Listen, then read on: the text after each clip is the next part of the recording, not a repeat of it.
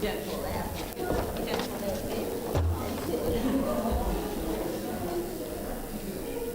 That's all right. That's okay.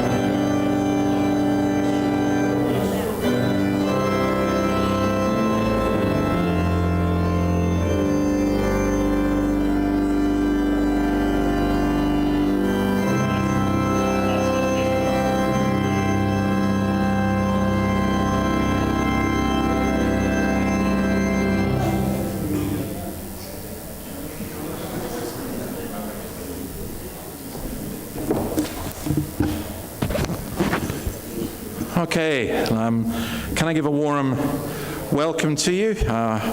Warm welcome to everyone who's visiting with us as well. We're glad to have you with us, including Jacques' mother and my family as well, or my animal's family as well. Nice to have you here.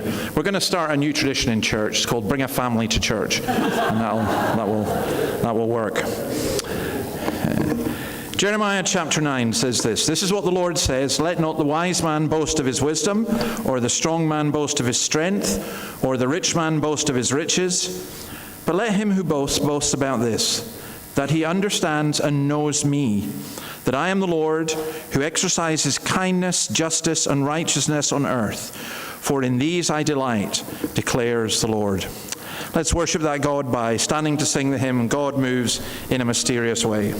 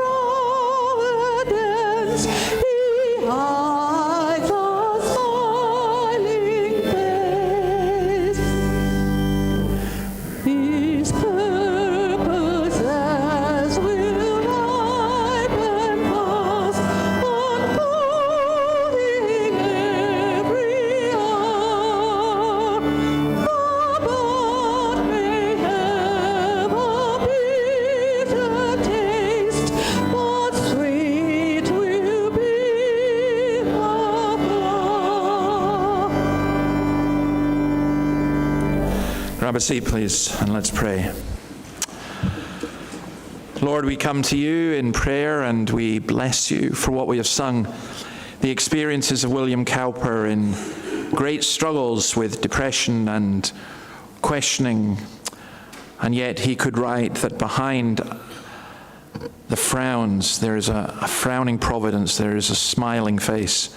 And we bless you, O Lord, it's just as we know behind the clouds there is the sun. So we pray that you would help us to see in all our experiences that you are the sovereign Lord. Help us as we come to you. We pray for those who are unable to be with us. We pray for those who are ill, and we ask, O Lord, your blessing upon them especially. We ask, our God, that you would enable us to worship you in spirit and in truth, and help us as we come to you even to confess our sin. See the words on the screen? Let's say these words together. O Lord our God, we confess that we have often forsaken you, the spring of living water. We have forgotten you. We have not responded to your correction.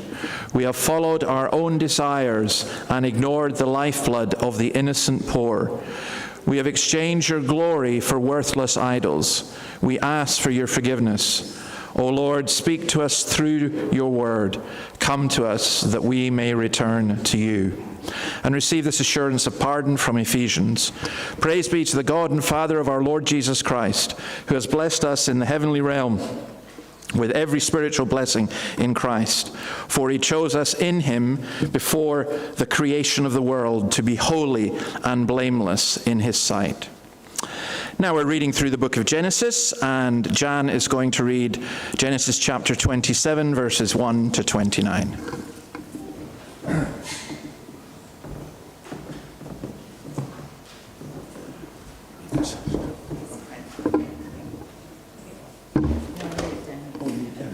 That's all right. Thanks. You okay? Yep, I'm fine. Thank you.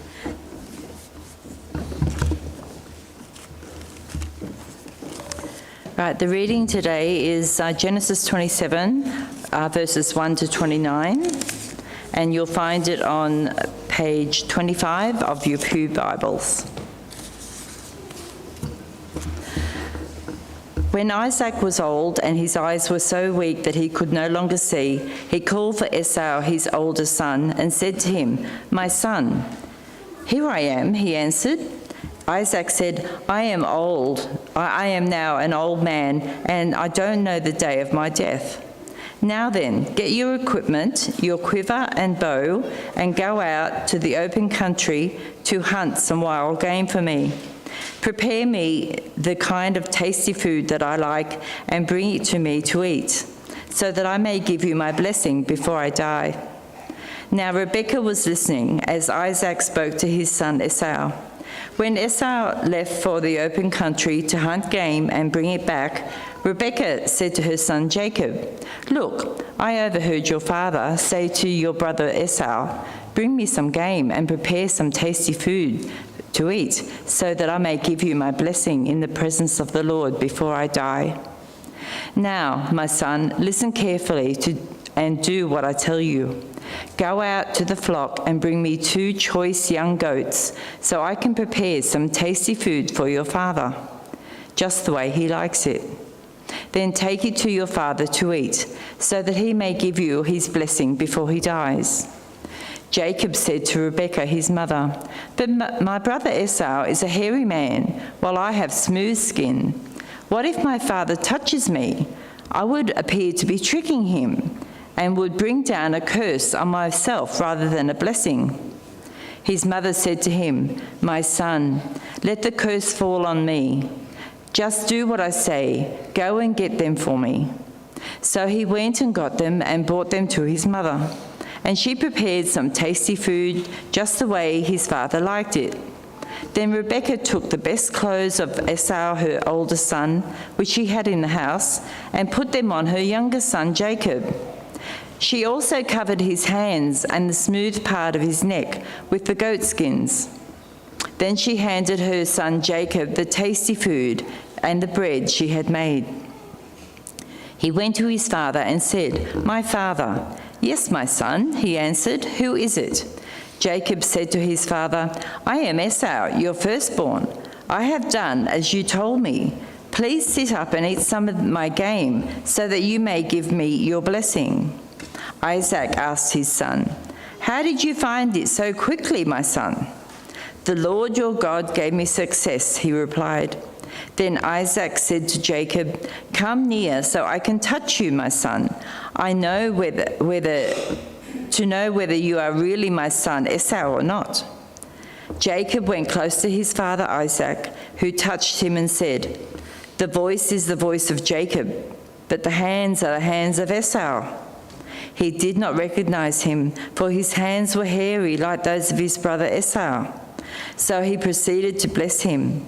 "Are you really my son Esau?" he said. "I am," he replied. Then he said, "My son, bring me some of your game to eat, so I may give you my blessing." Jacob brought it to him, and he ate. And he brought some wine, and he drank. Then his father Isaac said to him, "Come here, my son, and kiss me." So he went to him and kissed him. When Isaac caught the smell of his clothes, he blessed him and said, "Ah, the smell of my son is like the smell of a field that the Lord has blessed. May God give you heaven's dew and earth's richness, an abundance of grain and new wine. May nations serve you and peoples bow down to you. Be Lord over your brothers, and may the sons of your mother bow down to you. May those who curse you be cursed, and those who bless you be blessed. This is the word of the Lord. Thank you. Thanks be to God. Indeed. Let's sing the song. We're going to sing the song, Speak, O Lord, as we come to you. Let's stand and sing this to God's praise.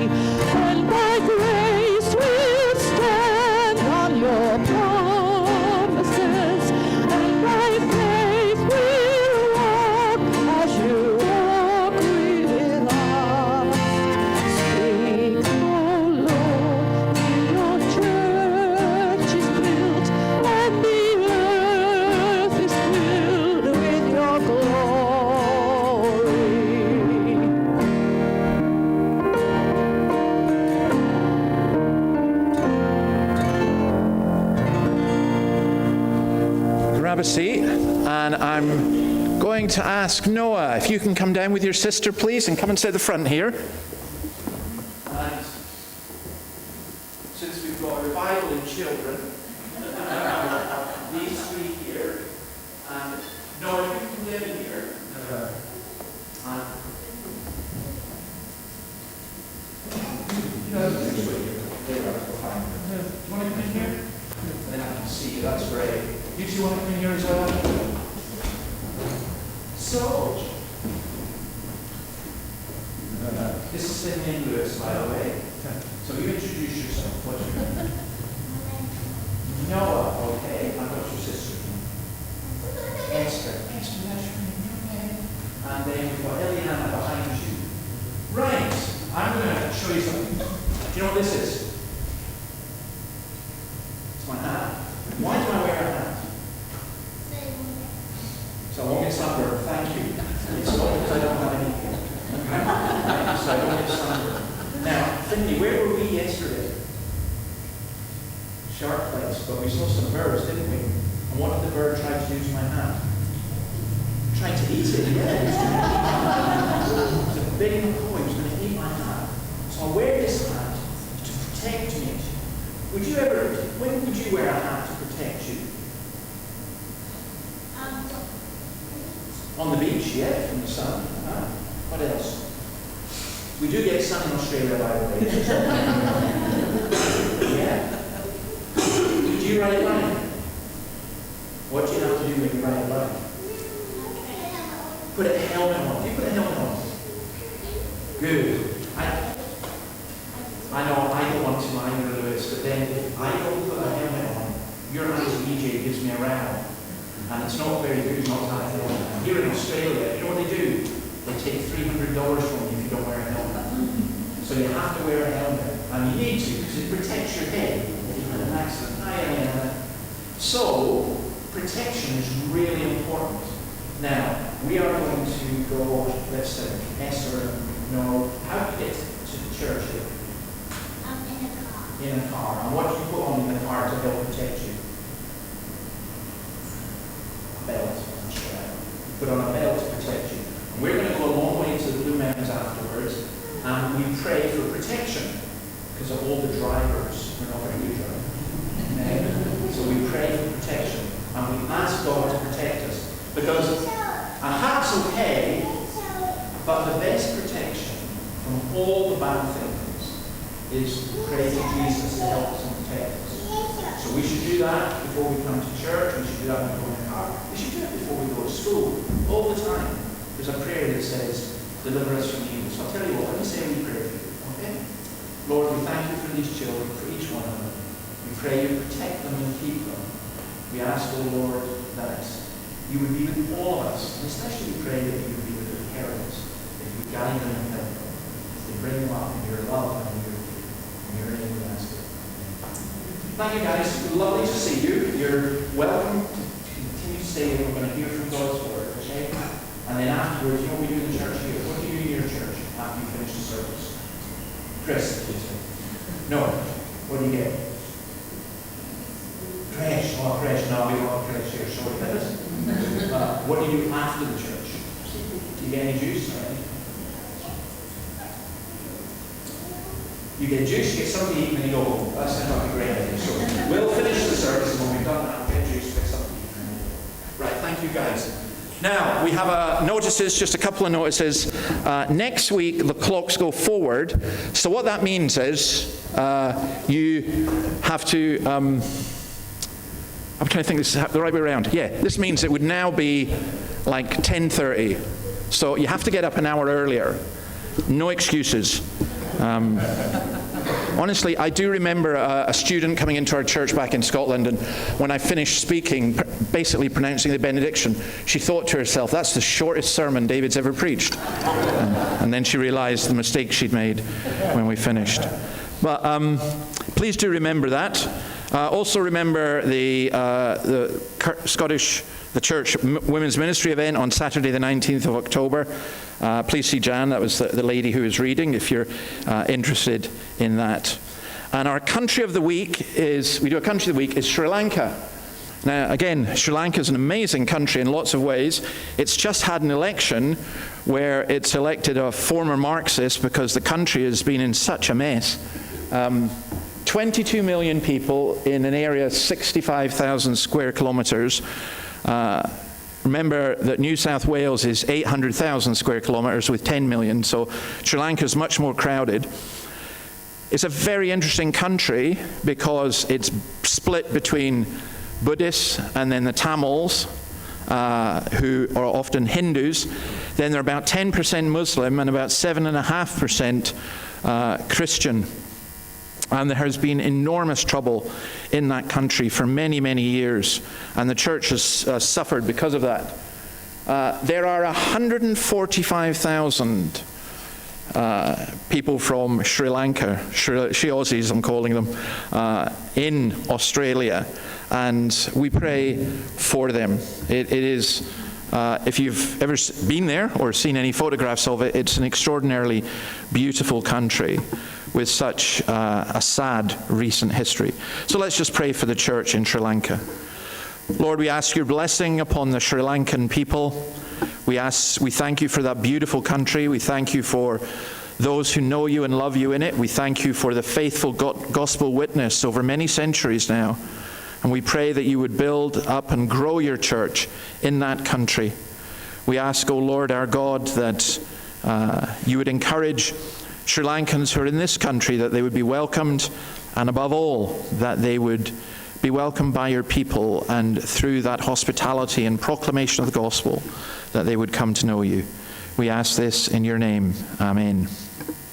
Okay, Sally is going to read Luke chapter 10. We're reading through the Gospel of Luke, verse 25 to 37, and then after that, Gail's going to do the pastoral prayer. Yes. No, that's okay.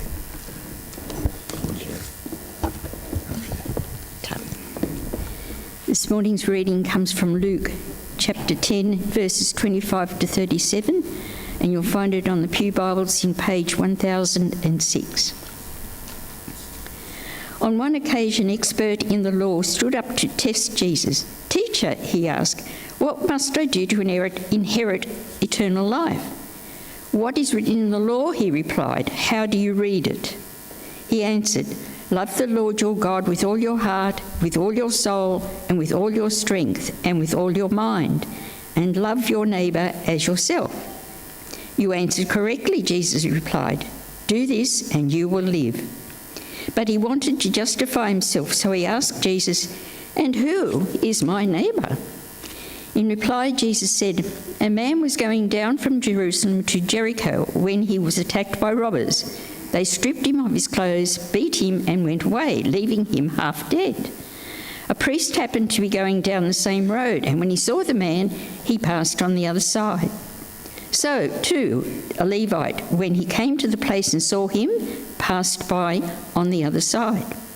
But a Samaritan, as he travelled, came where the man was, and when he saw him, he took pity on him. He went to him and bandaged his wounds, pouring oil on oil and wine. Then he put the man on his own donkey, brought him to an inn, and took care of him. The next day he took out 2 denarii and gave them to the innkeeper. 'Look after him,' he said, 'and when I return, I will reimburse you for any extra expense you may have.' Which of these 3 do you think was a neighbour to the man who fell into the hands of the robbers?"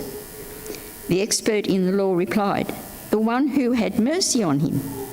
Jesus told him, "Go and do likewise." Amen.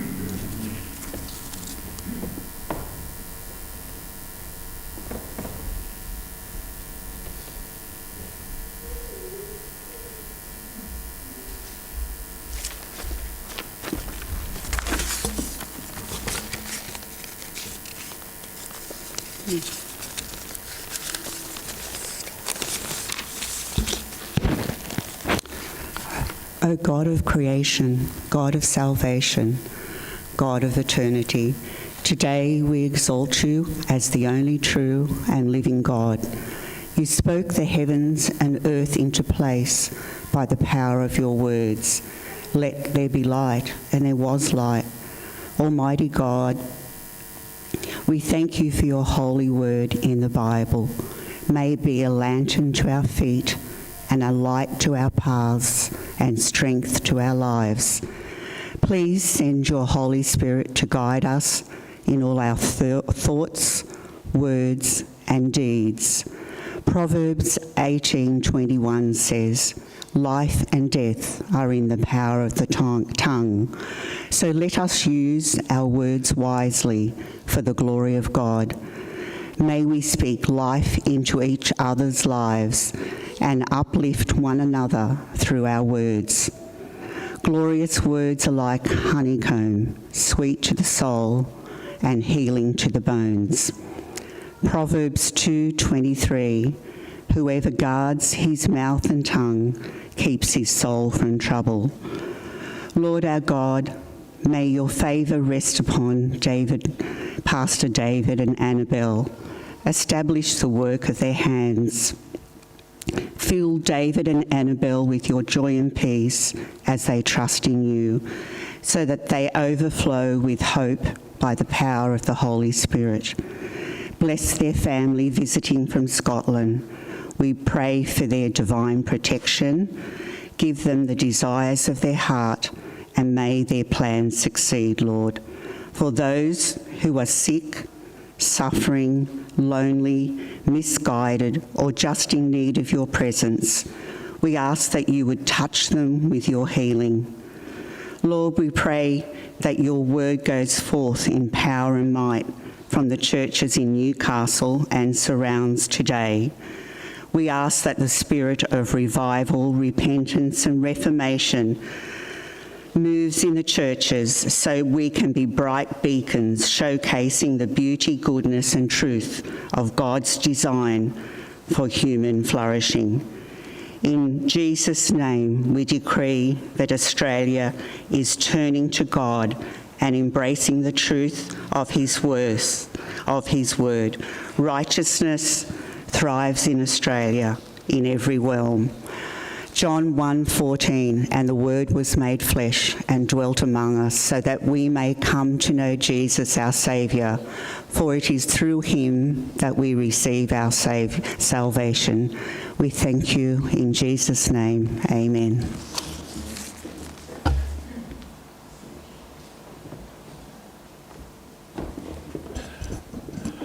My apologies, I should have said for those who are visiting that the toilets are outside. Also, we're very glad for you to be here, and there's tea and coffee through in the hall afterwards. And if the children are very, very welcome to stay in, but if you need to go out, the Sunday school room is also open. Now, we like singing the songs from the Bible, particularly the Psalms. We're going to sing Psalm 126, and then we're going to look at God's Word for a while. So let's stand and sing Psalm 126.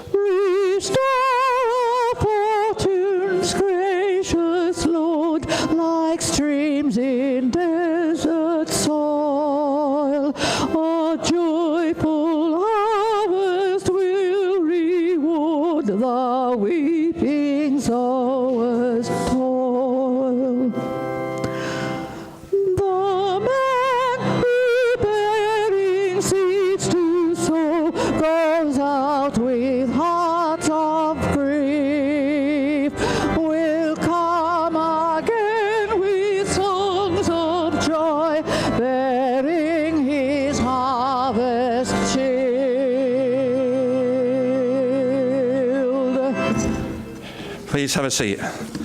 Let's turn to the book of Acts, chapter 14, and although the words will appear on the screen, if you've got a Bible, it's good to have it open.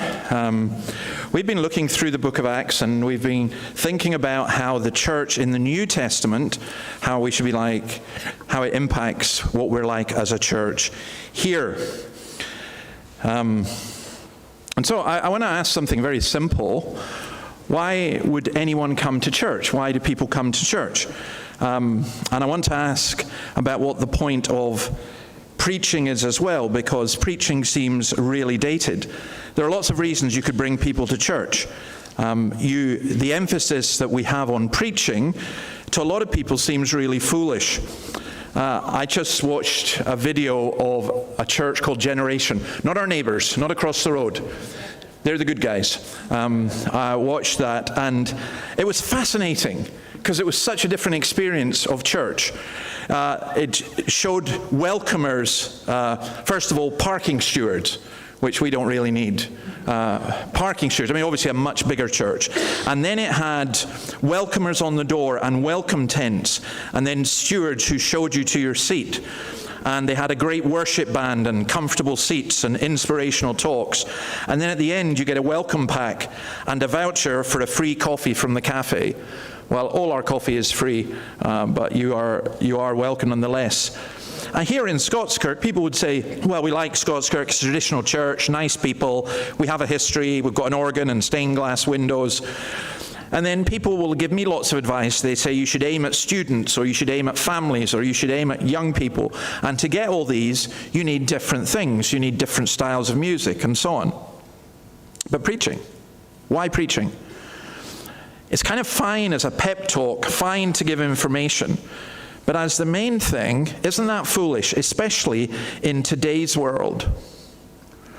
Well, in one sense, Paul would agree. In 1 Corinthians 1:21, he says, "For since in the wisdom of God, the world through its wisdom did not know him, God was pleased through the foolishness of what was preaching."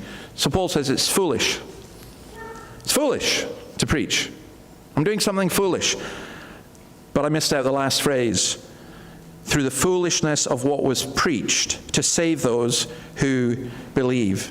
Preaching is the means that God used. I've just been reading an amazing book about a Chinese pastor from Shanghai who during the Second World War was sent to Singapore, which wasn't a great move because when the Japanese invaded, he was a very rebellious man, very strongly anti-Christian, communist.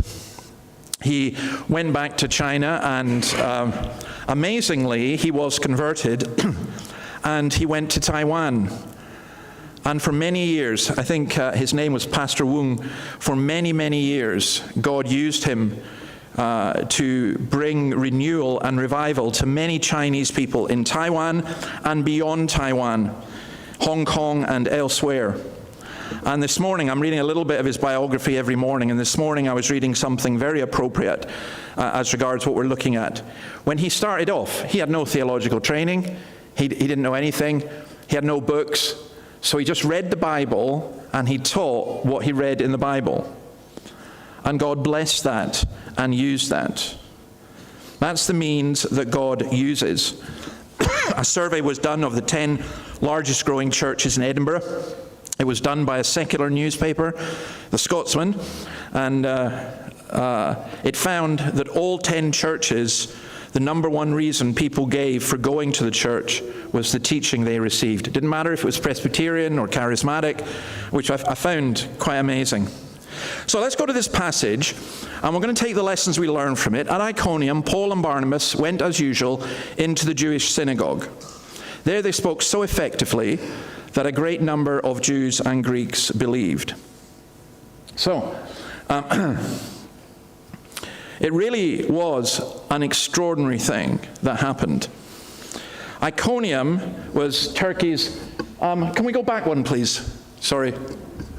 You'll see I was asked to put up a map where things are, because we often think of Paul being around Israel. And if you look at the map, you can see that that's all Turkey at the top, Galatia. So there's an Antioch there, but there's another Antioch down in Syria where that's where the first church was, well, the first Gentile church was. But there's Antioch Pisidia, and Paul was in Galatia, and he went to this place called Iconium. And when he was in Iconium, it's now, by the way, Turkey's 4th largest city. It's called Konya.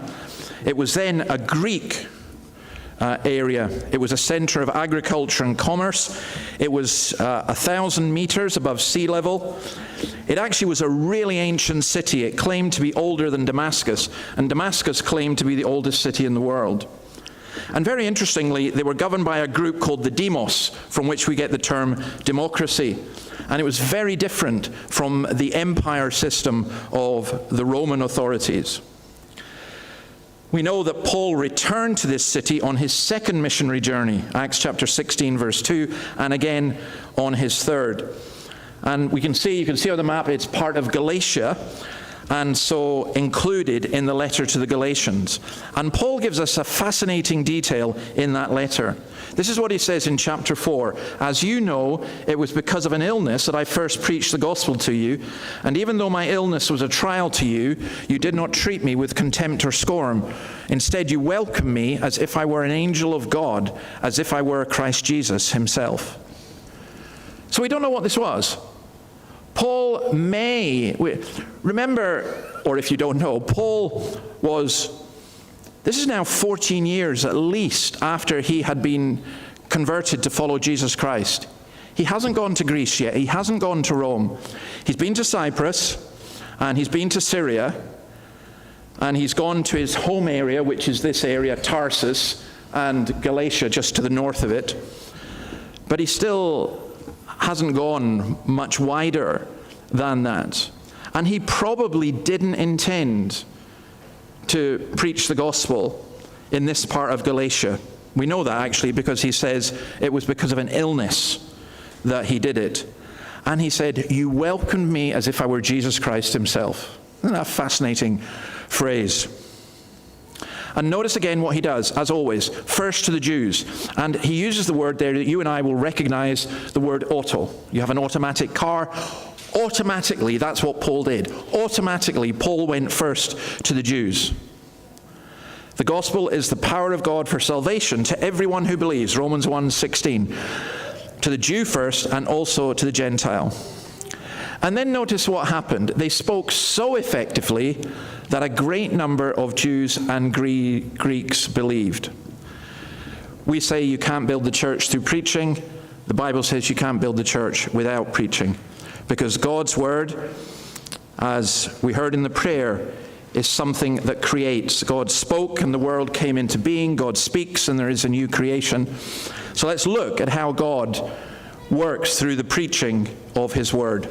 And those of you who are regulars here, you won't be surprised to hear me say I've got 10 points. The rest of you don't panic. I'll make them quite quick. So, for effective preaching, let's look at verse 3. Verse 2 first. The Jews who refused to believe stirred up the other believers and poisoned their minds against the brothers. So Paul and Barnabas spent considerable time there, speaking boldly for the Lord. Notice that phrase. They spent considerable time. There was real opposition. This was really difficult. So they took time. And let me tell you that preaching takes time. It's not a case of just standing up. You might think that someone like me with a gift of the gab will stand up and just, that's it. I can, talk the hind legs of a donkey and so on. I once heard someone say about, I think it was a preacher called Eric Alexander. He could read the back of a cornflakes packet and it would sound wonderful. George Whitfield had a great voice. God does use people who are very eloquent. But actually, it takes time. It takes time to prepare. But that's not what he's speaking about here. It takes time to communicate the gospel. You think someone comes to church, they might hear the word, wow, that's it.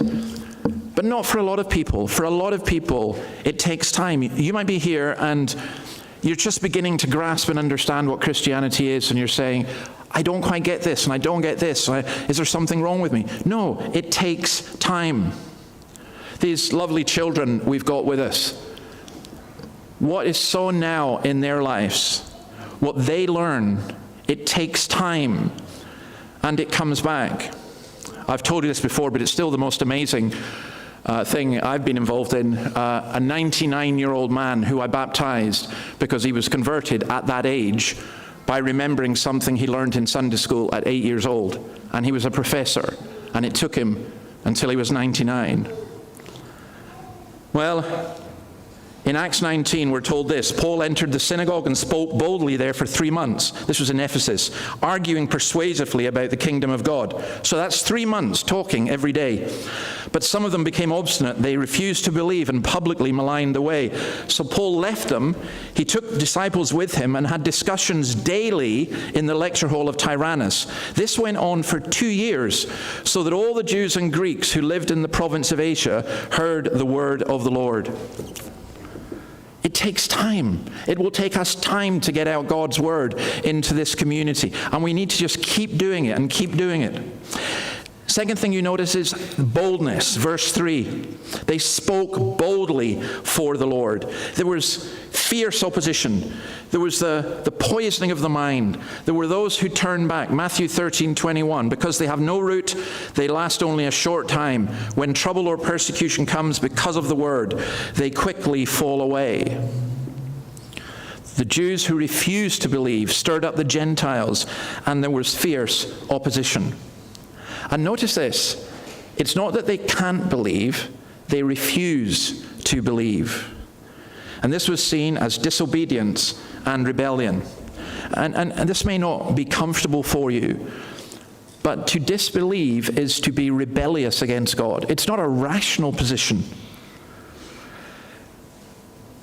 It didn't matter how true the Bible is, or it didn't matter how clear it was, they still refused to believe. I remember a man in a debate standing up at the end of the debate, and he'd been very soundly beaten. And he said, I don't care if everything you've just said is true. I will not believe. I refuse to believe. I hate God. And people were kind of shocked. But actually, he was speaking truth. He was being honest. It's incredible as well how people who otherwise have nothing in common will unite in opposition against the gospel. That's what happened here. The Jews who refused to believe stirred up the other Gentiles. Said, hey, these people, you've got to get these people. Let me put this another way. The gospel is edgy, and sometimes it cuts, and sometimes people react against that. Sometimes it exposes. The Puritan Thomas Brooks says this, many worldly people deal with religion, I love this illustration, as masons deal with their ladders when they have work to do and to climb. Oh, how they hug and embrace the ladder and carry it on their arms and on their shoulders. But then when they have done climbing, they hang the ladder on a wall or they throw it into a corner. There are people who come to church. There are people who say they believe, and they use it like a mason, as they said, uses a ladder. But when they no longer need it, they throw it away. That's not what real Christianity is. Real Christianity is following Christ through thick and thin. I mentioned Pastor Wung in Taiwan. The level of persecution he experienced was extraordinary. But they just kept going, and he thanked God for it because it helped him to see who was real and who was not. Because many of the Taiwanese people, when they saw things in church like people being healed, they would say, oh, I want some of that. And they saw prosperity, oh, I want some of that. But it was the persecution that determined whether they really wanted Christ or not. So we need boldness and we need bravery. I don't know if you're aware, but 80 years ago was the Operation Market Garden. Have you seen the film A Bridge Too Far, which is just one of my favorite films ever? They recently reenacted this. In fact, last week they reenacted it. It was when all the paratroopers fell onto or parachuted down to capture the bridge at Arnhem and Nijmegen and Enschede. And they got the first two, but the third one was A Bridge Too Far, hence the name of it. And just listening to some of the testimonies was quite extraordinary. The British paratroopers and the Polish paratroopers fought a very fierce rearguard action there. And there's a very famous scene in the film that I thought wasn't true, but it turns out it absolutely is true. And it was simply this, that when the German panzers who were all there, and they sent their general to say, look, you're surrounded, you're absolutely going to be wiped out, you have to surrender. And they sent a guy across the bridge with a white flag saying, have you discussed our surrender terms? And the British soldier replied, we don't have the facilities to take you all prisoner. And the Germans were just so amazed, and they said, the fools, and then they did that line, flatten Arnhem, and they did flatten Arnhem. But there was an incredible bravery in that. And people say, how can preaching the gospel and living for Jesus be brave in that way? Well, it is. It really is. Okay, the third thing is there was a battle for the mind. Verse 2. The Jews who refused to believe stirred up the other Gentiles. Look what they did. They poisoned their minds against the brothers. They poisoned their minds. The word that's used carries this idea, makes someone think badly about someone else. Oh, those Christians, what are they like? There was a rumor went round the Roman world that Christians were people who killed children, amazingly. There were all kinds of rumors. Some of us have experienced a degree of prejudice in that sense.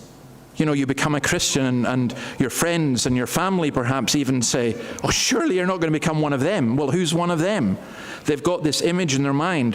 The word for mind here, by the way, is the word you'll recognize, psyche.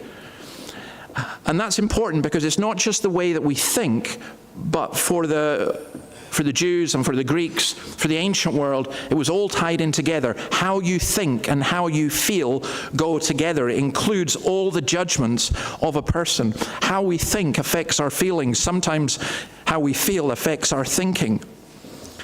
And the early church, the preachers like Paul didn't ignore that. In fact, 2 Corinthians 10:5, he says, we demolish arguments and every pretension that sets itself up against the knowledge of God, and we take captive every thought to make it obedient to Christ. There's a battle for the mind. Now that's why I read atheist writers. That's why I read the Newcastle Herald. It's not the same as atheist writers. It gets close at times. That's why I read Islamic writers. That's why I'm just looking, trying to understand where people are at, but all the time trying to address people's minds to bring them to Christ. The fourth thing is verse 3. What did they do? They preached God's grace. They confirmed the message of his grace. Acts 20:32, Paul says, I commit you to God and the word of his grace, which can build you up. We have to keep repeating this. It is all about God's grace. People really do not get that. I heard a comedian talking about his father, who was a pastor, and he said, I feel really sorry for my dad because he just has the same material every Sunday. He's just got a book that doesn't change and which keeps saying, you got to do this, you got to do this, you got to do this. And I thought, well, for a pastor kid, you really do not understand the gospel. Because first of all, the Bible is completely dynamic. I've never had a problem with finding fresh material in the Bible. But secondly, more importantly, it's not a book about if you are religious and if you do this, you will be saved. It's a message about the grace of God that comes to us. Romans 3:24, by works of the law, no human being will be justified in his sight, since through the law comes knowledge of sin. Or Ephesians 2:8, by grace you have been saved through faith, and this not your own doing. It's the gift of God, not a result of works, so that no one may boast. One of the biggest problems we have with people out there, I'm saying, a guy this morning walked past and someone spoke to him and he just sped up really quickly. He really did not want to be spoken to by someone outside the church. And I think people have a fear for lots of different things. But one of the things they have a fear about is, here's a church that's just going to keep telling me how to behave and what to do, when in reality our message is one of grace. And then verse 3 also, there is this confirmation. This, by the way, is the fifth thing. God confirmed the message of his grace by enabling them to perform signs and wonders. That's why Paul writes in Galatians chapter 3, verse 5. By the way, you should read Galatians as a whole in the light of what we see here. Galatians 3:5 says this, so again I ask, does God give you a spirit and work miracles among you by the works of the law, or by your believing what you heard? Because although preaching is essential in the church, you can't build the church through preaching alone. It needs miracles. Now, let me explain that a little carefully. Calvin says, God hardly ever allows miracles to be detached from his word. A sign, when they speak of signs and wonders here, a sign is a miracle whereby God shows himself to be almighty. A wonder is an amazing miracle that causes complete astonishment. Chapter 2, verse 19, I will cause wonders in the heavens above. 8 verse 6, the apostles performed many miraculous signs and wonders. Now we've seen that the kind of miracles and signs and wonders that were done are ones that were particularly for the apostles. But there are greater miracles. I don't think people in this community will come to believe until they see these great miracles, and I'll tell you what they are. They are the lives of people in this community being transformed by the grace of Christ.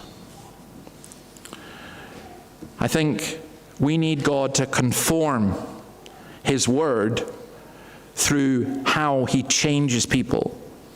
And I'm not discounting praying for healing and seeing that happen.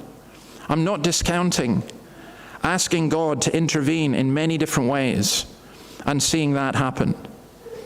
But all these things just point to the Word, Jesus Christ Himself. So let's go into verses 4 to 6. The people of the city were divided. That, by the way, that's the painting by Jacob Pinas in the Metropolitan Museum in New York. It's a great painting of this. And there is a division that occurs. Now, it's funny, they're called apostles here. And that's interesting. Some sided with the Jews, others with the apostles. Why? Because technically speaking, certainly not Barnabas and probably not Paul were not apostles who had witnessed. The apostles were people who had to have witnessed, been with Christ and witnessed His resurrection. And they weren't that. But the word apostle is also used in the New Testament in a different way, because it describes someone like Epaphroditus, who is a messenger of the Philippian church, someone who's just sent on a message. So again, there's this great thing of being a messenger. I mean, I don't want to be grandiose, but I would say that in this sense, I'm an apostle sent to bring God's message to people here. And that's what was being described. But it causes division. The word that's used here is a word from which we get the idea of schism. The gospel actually divides. Jesus said that, Luke 12:50. Did you think I came to bring peace on earth? No, I tell you, but division. From now on, there will be 5 in one family, divided against each other, 3 against 2, and 2 against 3. They will be divided, father against son, and son against father, mother against daughter, and daughter against mother, mother-in-law against daughter-in-law, and daughter-in-law against mother-in-law. Oh, but Jesus, how can you say that? You know, you're the nice guy who brings everyone together and all's peace and love and harmony. Because the message of Jesus divides because of the responses that we have to it. And I've been in pastoral ministry many, many years, and I've seen that division occur within families, within communities, within workplaces. You don't want it, but it happens. And then to preach God's word, you need wisdom. Look at verse 5. There was a plot afoot amongst both Jews and Gentiles, together with their leaders, to mistreat them and stone them. But they found out about it and fled to the Lycaonian cities of Lystra and Derbe and to the surrounding country. Just look at those verses very carefully. The plot moved from poisoning people's minds to wanting to stone them to death. And they did this in conjunction with the city authorities. Now, it takes wisdom to preach God's word. And Paul and Barnabas weren't up for martyrdom at that point. So they got out. They left. We are to be as wise as serpents and as harmless as doves. And sometimes you have to leave people. Matthew 10:14, if anyone will not welcome you or listen to your words, leave that home or town and shake the dust off your feet. Truly I tell you, it will be more bearable for Sodom and Gomorrah on the day of judgment than for that town. So Sodom and Gomorrah's sexual immorality, Sodom and Gomorrah's violence, Sodom and Gomorrah's inhospitality, Sodom and Gomorrah's prejudice and hatred, it's going to be worse for those who reject the gospel of Christ. We need wisdom. We need persistence. Verse 7, where they continued to preach the gospel. They didn't just go away and lick their wounds. They kept going. Paul writes about this in 2 Corinthians. He said, we're hard-pressed on every side, but not crushed, perplexed, but not in despair, persecuted, but not abandoned, struck down, but not destroyed. Now here's the fascinating thing. Lystra and Derbe were two small provincial towns. They were a backwater. They were not on important trade routes. I'm not going to mention any towns around here, but you can think of them for yourselves. They're not the kind of place that people go through. They're not the kind of place that an entrepreneur would go to. They're not the kind of place you would go to if you were seeking to influence the wider community. The Lycaonians themselves were described as uneducated and illiterate. And they had a lot of bandits or robbers who lived in the mountain caves. This was a really rough area. This was the wrong side of town. This was not going to the city center where you can reach the bankers and the lawyers and the people who've got money so they can reach everybody else. This was going to the poorest of the poor, the roughest of the rough. Why do that? Why continue to preach the gospel there? Because Paul and Barnabas knew that the gospel was for everyone, and they didn't care. They didn't think, oh, our next strategic plan is we need to move somewhere else and do this. You just get sent there. And you go. Wherever God sends you, you go and you communicate God's word. They persisted. They just kept going. And then I want to add two things more. Back in verse 3, we speak about passion. They spoke boldly for the Lord. There's a man called Richard Baxter who wrote a poem called Love, Breathing Thanks and Praise. It's a great poem. The most famous line in it is this: I preached as never sure to preach again, and as a dying man to dying men. You ever done that thought experiment? This was your last day on earth. What would you do? Who would you phone? What would you say? Well, sometimes I have thought, what if I never get to preach again? Because some of you know I came very close to that. What if this is my last sermon here? What would you say? That's where the passion comes from. There's a document from the 7th century from Iconium, the place where this happened. It's an interesting document. It's called the Acts of Paul. It's not part of Scripture, but we believe it to be genuine, recording what happened. There was a man called Onesiphorus, a resident in Iconium, and he writes a description of Paul, and he describes how he met Paul. I love this, by the way. I just thought this was great. I'm not saying, this is not scripture, but it fits. He said this: he saw Paul approaching, a man small in size. So he was a wee man, he was a small man. So if you're a small person, just think Paul was like that. With meeting eyebrows. So that's a very... with a rather large nose, bald-headed, bow-legged, strongly built, full of grace, for at times he looked like a man, and at times he had the face of an angel. That's how he was described.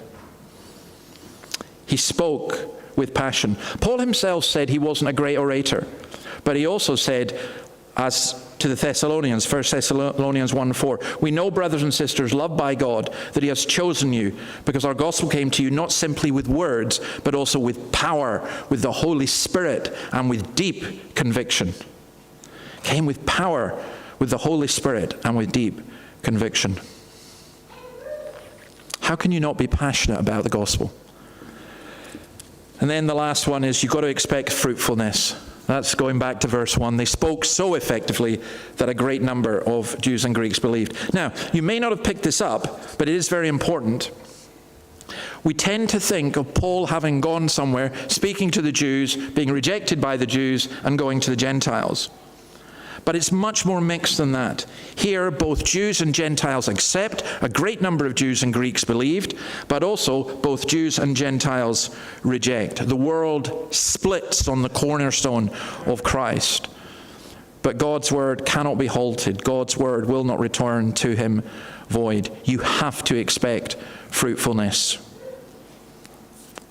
And let me tell you this, if you were a preacher and you didn't expect fruitfulness, you couldn't keep going for long. Not in reality for me, anyway.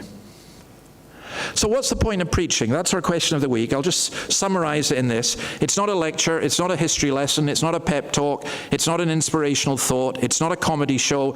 It's not entertainment. It's not a political rant. It's not personal anecdotes. It's the means that God uses to speak to us through the proclamation of his word. When you have a book signing, the bookstore will put up a sign, "Come and meet the author." That's a sign that is over our church. Meet Jesus. Come and meet the author. Come and hear God speak. He speaks directly to us through the proclamation of his word. You say, well, if only God would speak to me. But he does. Sometimes his words wound, but they do so in order to heal. They expose, but only in order to heal. They cut deep, but only to do deep healing work. It's through the word that we receive new life and are born again. It's through the word that we are challenged and stimulated and encouraged and equipped and built up. Do you know this? To ask why bother is preaching is the same as when one of the kids says, "Hey, why do I have to eat my food? I don't like it. I don't want to eat food." Well, you're going to go hungry. It's very important. Sometimes we're like infant baby Christians saying to the Lord, "Why do we have to listen to this?" Because that's how you're built up. The world may think it is foolish, but it's the great means that God uses. So, let me finish by asking those of you who are not Christians, how will you find Christ? You'll find him in his word. Get the word. And for the Christian, how will you grow in Christ? You'll find him in his word. Be doers of the word as well as hearers. And maybe I'll finish with this from Isaiah, which is so beautiful. Seek the Lord while he may be found. Call on him while he is near. Let the wicked forsake their ways and the unrighteous their thoughts. Let them turn to the Lord, and he will have mercy on them, and to our God, for he will freely pardon. For my thoughts are not your thoughts, neither are your ways my ways, declares the Lord. As the heavens are higher than the earth, so are my ways higher than your ways, and my thoughts than your thoughts. As the rain and the snow come down from heaven and do not return to it without watering the earth and making it bud and flourish, so that it yields seed for the sower and bread for the eater, so is my word that goes out from my mouth. It will not return to me empty, but will accomplish what I desire and achieve the purpose for which I sent it. We live in Australia. It's an obvious thing. I think the thing I fear more in Australia than any other weather event is drought. When you see what drought does, and when there's drought, when there's a lack of rain, and then when the rain comes, I mean, this past week's not been great weather in one sense, but in another sense, the thirsty ground receives the rain and things grow. Maybe we could say that there's a famine of hearing the words of the Lord in this city. And maybe we should be pleading with the Lord to send out his word, to pour out his Spirit, and then we will see, first of all, green shoots, and then fruit, some 30, some 60, some 100 times. May God bless his word to us. Let's pray. Lord, thank you for your word. Pour out your Spirit upon us. Bless the proclamation of your word. May each person here understand that you are speaking to us. From the youngest to the oldest, may we all know and hear and obey and respond to in faith what you have to say to us. In your name we ask it. Amen. Okay, we're going to finish by singing the song By Faith. We'll stand to sing this, and then please remain standing for the benediction.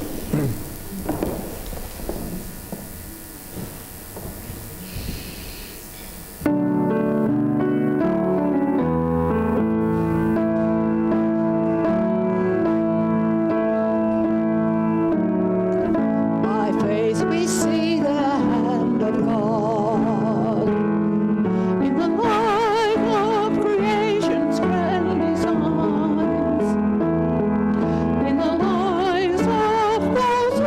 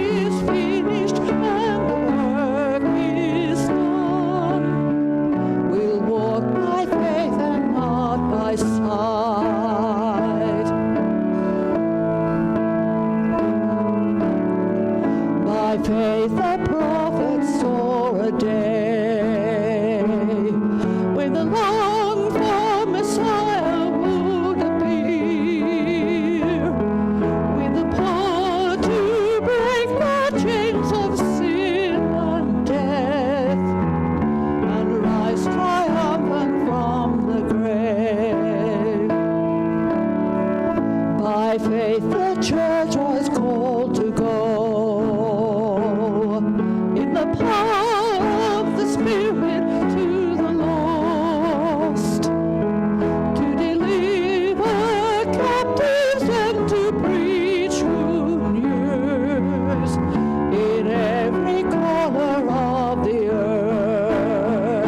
We will stand as children of the promise. We will fix our eyes on Him, our soul's reward, till the race is finished and the work is done. We'll walk by faith and not by sight.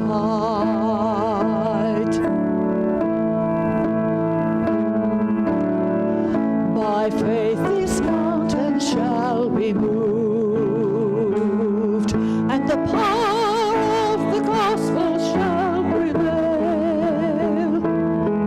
For we know in Christ all things are possible, for all who call upon His name. We will stand as children of the promise. We will fix our eyes on Him, our soul's reward, till the race is finished and the work is done. We'll walk by faith and not by sight. We will stand as children of the promise. We will fix our eyes on Him, our soul's reward, till the race is finished and the work is done. We'll walk by faith and not by sight.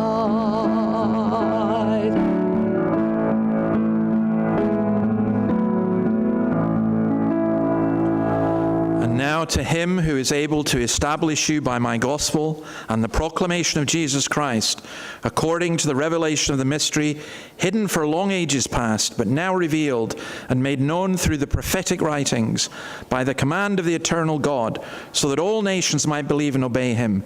To the only wise God be glory forever through Jesus Christ. Amen. Amen. Tea and coffee is served through. You're welcome.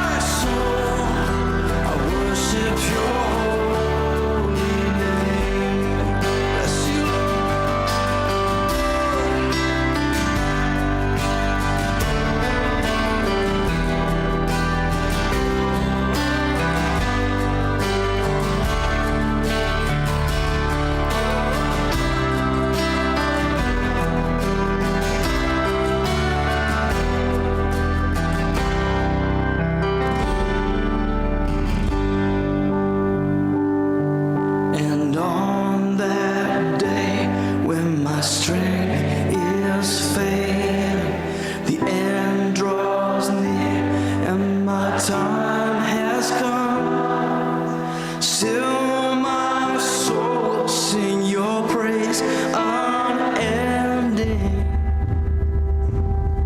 10,000 years and then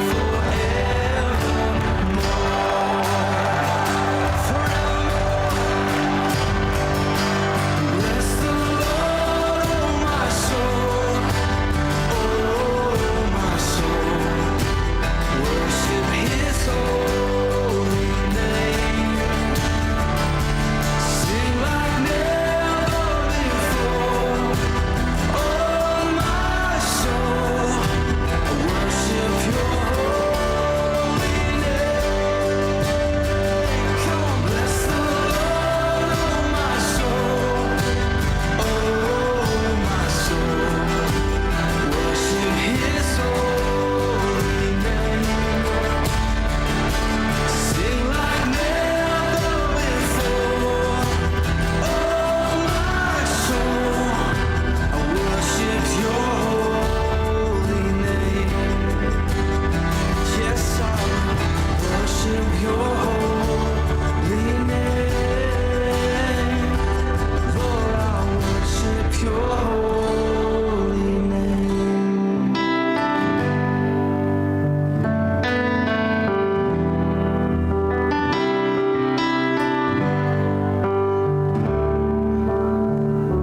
Sing like never before.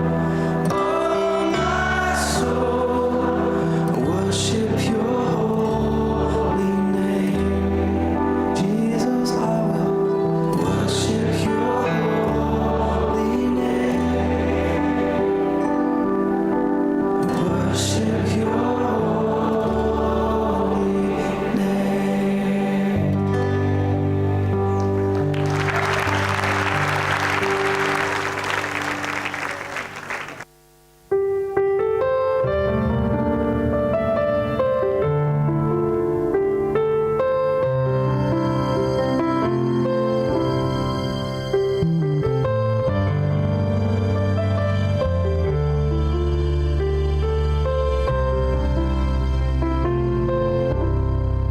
In Christ alone, my hope is found.